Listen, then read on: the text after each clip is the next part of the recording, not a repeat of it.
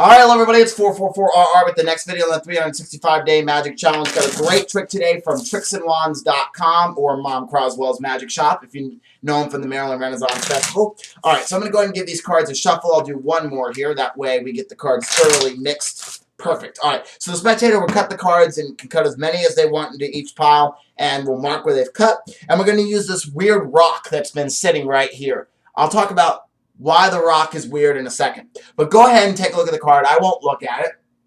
Alright, and hopefully you got it. I'll place it right over here because we're going to use that in just a second. Now, I told you the rock was really weird.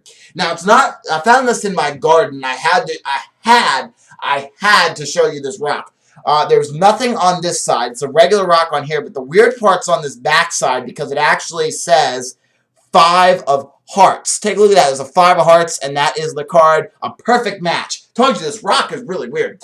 And that is Lucky Rock by tricksandwands.com. A really great little piece of magic. This one is honestly a really beginner-style trick. I mean, there's really not much sleight of hand involved in it, and the sleight of hand that is involved is really basic card stuff. But it's a great trick, though, because when the spectator turns the rock over and it matches the card that they freely chose, it's a great little prediction-style trick.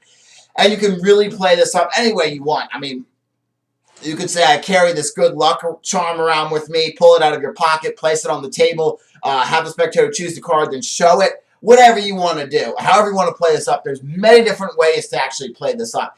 And honestly, it's a great little trick, and it does fool adults and kids. So it's a great trick. I bust this out whenever because it's a really, really fun trick to do. I talk about the rock and how I find this really weird rock. Normally, I'll do this only in a strolling situation or in a street show, somewhere where I have a reason to bring out the rock. Like if I'm in the middle, if I'm doing this on stage and I'm doing close-up magic in the middle of a building, I won't do the rock trick. But if I'm out on the street and I'll say, there's really weird rocks around here, and I'll turn this over and it's the 5 of hearts, it's really cool because it fools people. But if I'm in the middle of like doing a restaurant show or something like that, I won't bust out a rock and say, I found this really weird rock in this restaurant, because rocks in restaurants don't really, but you know, normally, if I'm doing this out on the street or if I'm doing a close-up show where I'm like, you know, there's grass around me or I'm in grass or something like that, I'll definitely bust this out. I'll say, look at this really weird rock I found in this grass, and boom, it's their card, and it's really cool. So that's Lucky Rock by tricksandwands.com. Hope you enjoyed it, and I'll see you tomorrow for the next 365-day Magic Challenge video.